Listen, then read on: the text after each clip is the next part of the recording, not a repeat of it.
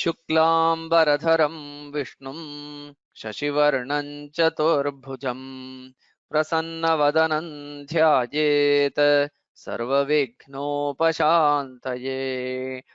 श्रुतिस्मृतिपुराणानामालयं करुणालयं Namami भगवत्पादशङ्करं लोकशङ्करम्। Namaste. Now we will see the meanings of Shri Vishnu Sahasranama based on the Bhashya of Shri Shankaracharya, verse 56.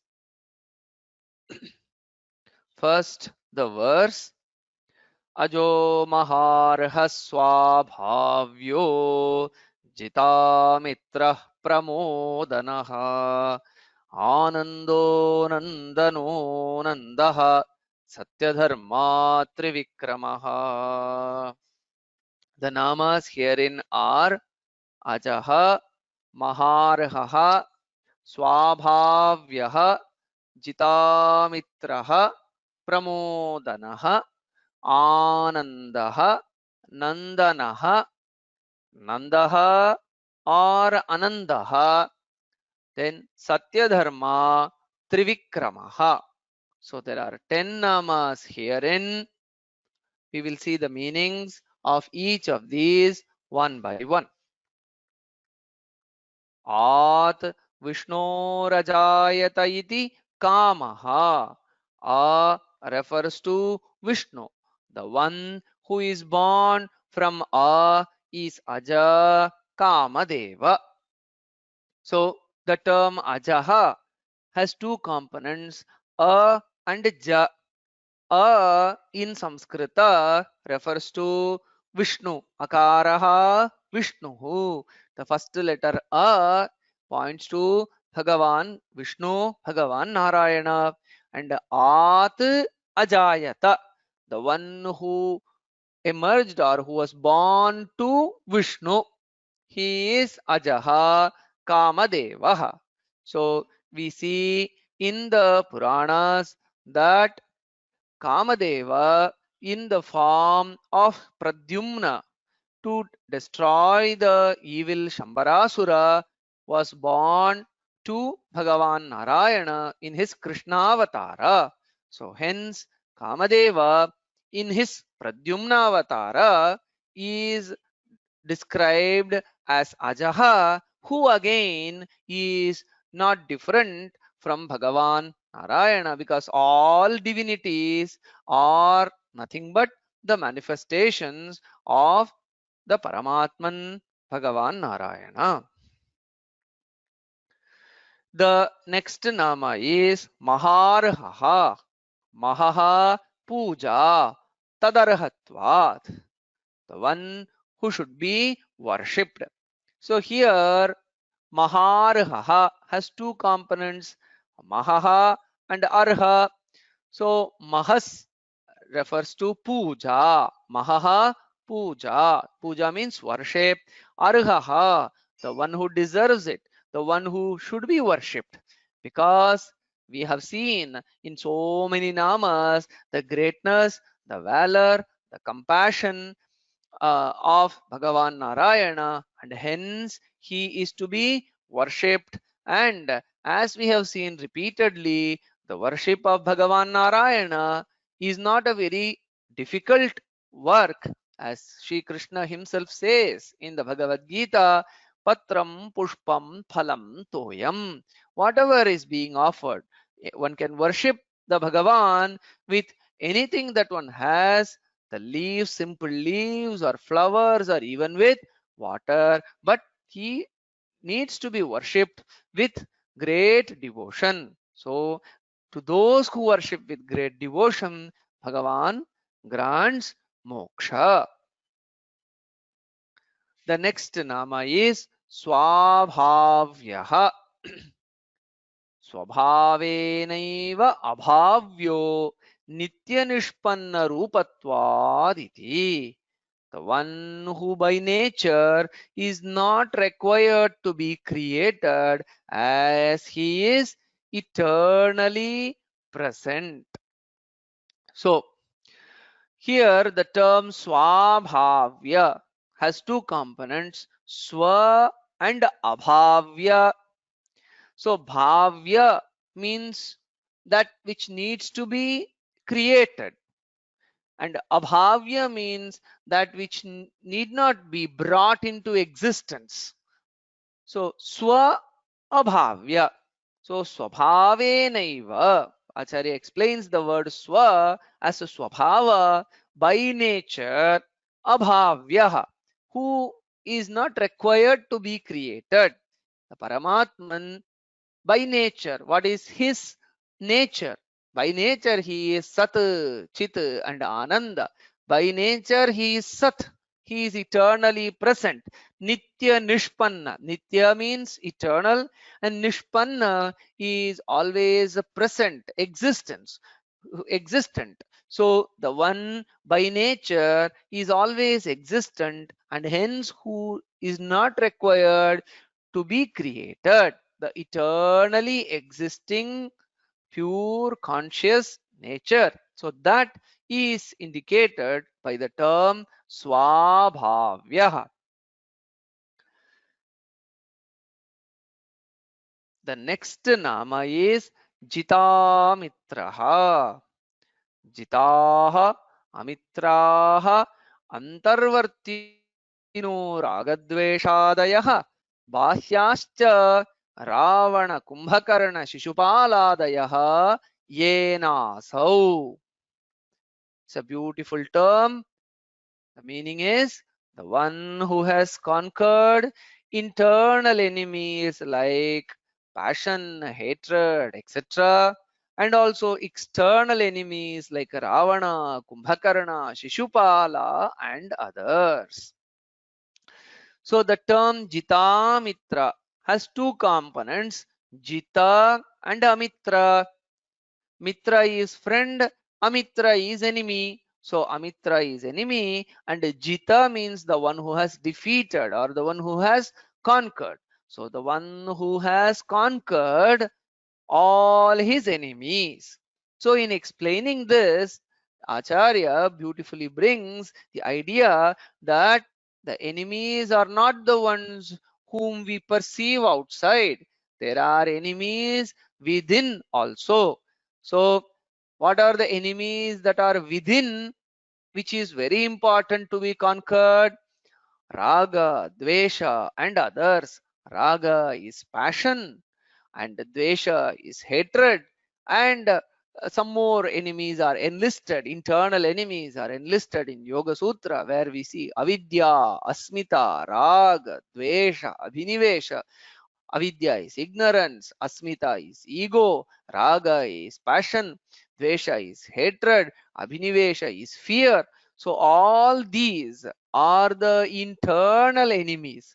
The one who has conquered all these internal enemies and who is always in a state of peace and happiness and bliss internally, and externally also he has overcome in his various avatars the various rakshasas, those who are endowed. See, this is the self same internal enemies in our Puranas and our Itihasas are shown by these characters of Ravana, Kumbhakarna, and Shishupala. They are the personification of the internal enemies, Raga, Dvesha, Abhinivesha, Avidya, etc.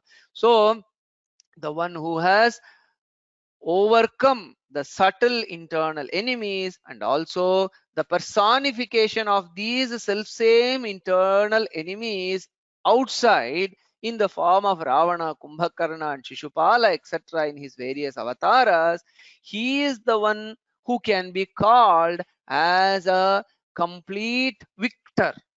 So only external conquest of enemies, externally defeating enemies will not suffice. The one who can do both, who can conquer both the internal and external enemies, is the real conqueror, the real victor, and the great conqueror or the great role model towards that great conquest of internal external enemies is Bhagavan Narayana himself, and hence he is celebrated by this wonderful term Jitamitraha. The next nama is Pramodanaha. There are a couple of interpretations here. Swatmamrita rasaswadat nityam pramodate. That's the first interpretation. The one who is always blissfully experiencing the nectar of his own nature of pure consciousness. So, Pramodanaha refers to the one who is always happy, the one who is always blissful. Now, by what is the Paramatman stated as Pramodana, as always being blissful?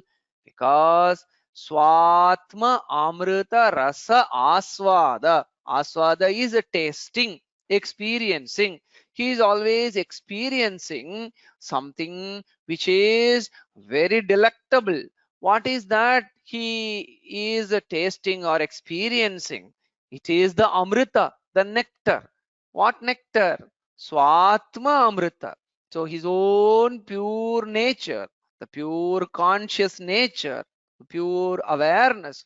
So that is the nectar which Bhagavan Narayana is always experiencing, and hence, because of the experience of that Amrita Chaitanya Anubhava, so he is always in a state of happiness. Then the second interpretation, Dhyayinam Dhyanamatreena Pramodam Karoti Tiva. The one who bestows bliss to those who meditate. So this is a beautiful idea here, where by the mere meditation, by the thinking of Lord Narayana. So meditation, it may refers to deep meditation or dhyana matra or just chintana matra of the glories of Bhagavan Narayana.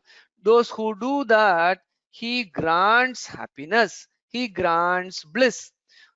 The one who grants bliss to the deep meditators, or those who just think about or hear about or read about the glories of Bhagavan Narayana. So he is Pramodana. So beautifully we see here the one who himself is established in the blissful nature and who also radiates and distributes bliss to those who meditate upon. Hence, he is the repository of happiness, the reservoir of happiness and bliss, and he is also the one from whom happiness flows to all those, bliss flows to all those who seek. Hence, he is celebrated by the term Pramodanaha. The next term is Anandaha. Anandaha Swarupam Asyeti. The one whose nature is blissful. So in line with the previous nama, this is again stated that the Paramatma Swarupa is blissful. So the Vedas also, so he is Satchit Ananda Swarupa. He is eternally present and he is eternally conscious and he is eternally blissful. That Ananda Swarupa is glorified by the term Anandaha. एतस्यैवानन्दस्य अन्यानि भूतानि मात्राम् उपजीवन्ति.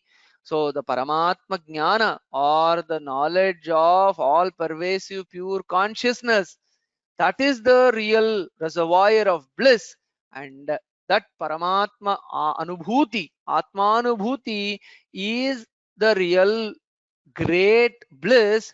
But in all the worldly experiences that is gained through the sensory contact with the objects, only a speck of it is experienced. See, whatever happiness that is experienced through the senses and mind, by getting in touch with the happiness or objects of senses outside, that is just a speck of the happiness that is gained, but the real eternal reservoir, unending reservoir of happiness lies within, in the pure conscious nature. So that is brought about by this quotation from the Brihadaranyaka Upanishad. Etasyaivanandasya anyani bhutani matram upajivanti. The next nama is Nandanaha. Nandayati iti Nandanaha. The one who bestows bliss. So Nandana, Nanda is Ananda, happiness, bliss. So the one who grants, the one who makes people happy, the one who makes people blissful, he is Nandanaha. So previously we saw Dhyayinam Dhyanamatren Anandam Pradadati. So those who meditate upon him, those who think about the glory of Bhagavan, he makes them happy. So Nandanaha. The eighth nama is Nandaha. This term is also split by Acharya as Anandaha. Hence, there is a twofold interpretation as Nandaha and Anandaha. The first interpretation is Sarvabhirupapattibihi samruddhaha. The one whose existence is richly substantiated. So Nandaha means samruddhaha. The first interpretation we see here is Nanda is samruddha, the one who is very rich. So how is he rich? What is his richness, which is indicated by the term Nandaha? Acharya says, Sarvabhihi upapattibihi samruddhaha. The one for whose existence there are lot of upapattis or substantiations. So all the texts, all the literature, they present various substantiations, various evidences that indicate the existence of the Satchidananda Swarupa Narayana. So the Bhagavad Gita, the Upanishads, the Brahma Sutra Padaishchaiva Hetumadbhihi. So the Brahma Sutras present the Hetu or the substantiations for the existence of the eternal pure conscious Bhagavan Narayana. So the one thus whose existence is richly substantiated by the Vedas, the Puranas, the Upanishads, the Shrutis, Smritis, Agamas. So he is Nandaha. The second interpretation is Anandaha. For the term Anandaha, when we split it as Anandaha, for that the interpretation is given by Acharya Sukham Vaishayikam Nasya Vidyate iti Anandaha. The one who does not derive happiness from sensory objects. So Nanda in this context is taken as happiness. Ananda means the one who does not derive happiness. So where from does he not derive happiness? What is not the source of happiness of Bhagavan? Vaishayikam Sukham.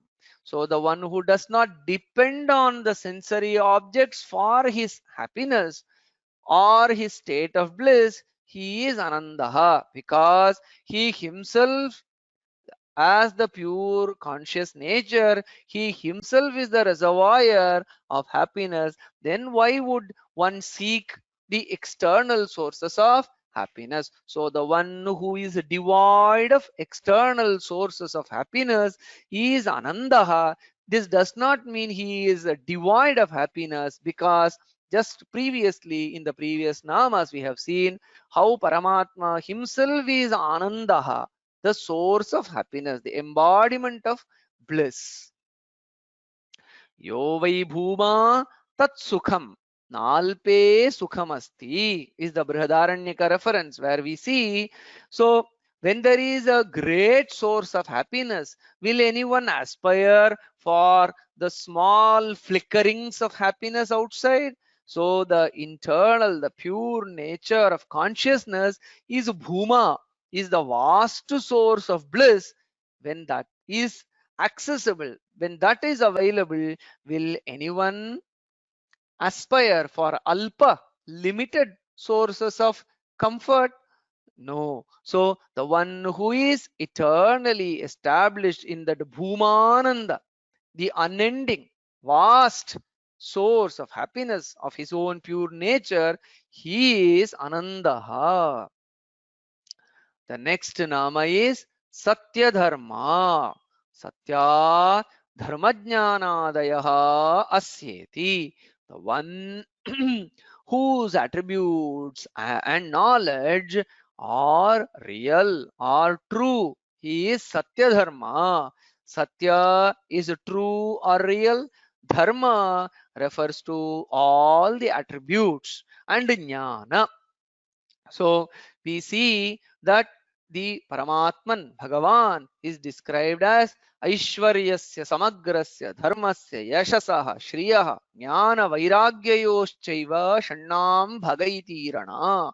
Bhagavan is described as the one who is endowed with Aishwarya, Dharma, righteousness, Yashas, glory, Shriya, wealth, Jnana, knowledge, Vairagya is detachment. So all these qualities are described or denoted by the term dharma, and also the jnana, which was of course mentioned as the pure conscious nature, the knowledge about it.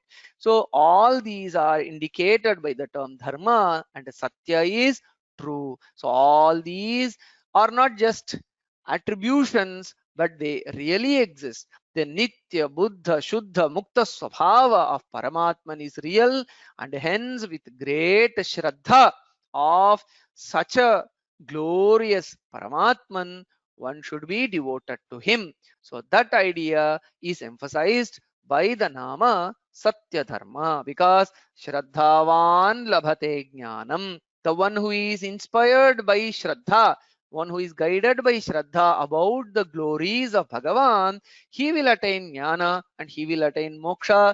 Samshayatma Vinashyati. The one who is full of doubt will be in great difficulty. So hence Satya Dharma, let us be devoted to Bhagavan Narayana, who is Satya Dharma. The 10th nama is Trivikramaha. There are a couple of interpretations to this nama. The first interpretation is Trayo Vikramaha Trishu Lokeshu Krantaha Yasyeti. The one whose 3 steps covered the 3 worlds. So here the term Trivikramaha has 2 components, 3 and Vikrama. Vikrama is strides. So Trayaha 3. So 3 strides. The one by his 3 strides, the one who is known for his 3 strides. And what is the speciality of those 3 strides? Trishu Lokeshu Krantaha. So those 3 strides are known to have measured all the 3 worlds, Bhuhu, Bhuvaha and Suvaha, and hence that Vamanavatara of Bhagavan Narayana is glorified. The Lord with the 3 great strides is glorified by this first interpretation of the term Trivikramaha. Trini pada vichakrame. This glorious 3 strides of Bhagavan Narayana is referred to in the very ancient Vedic lore, that is Rigveda Samhita, where we see Trini pada vichakrame iti shrutehe. The second interpretation is Trayo lokaha krantaha yenetiva. The one by whom the 3 worlds were covered.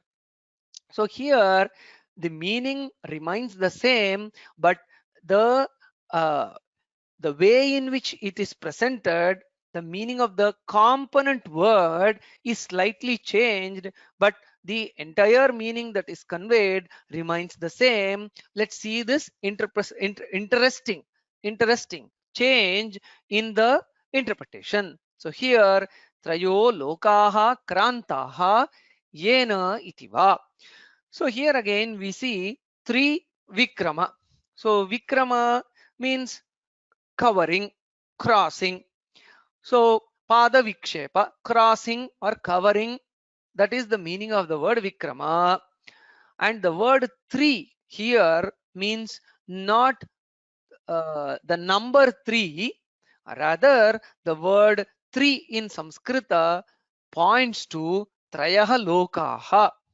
So in the previous occasion, Trayaha Vikramaha refers to the three great strides of the Lord.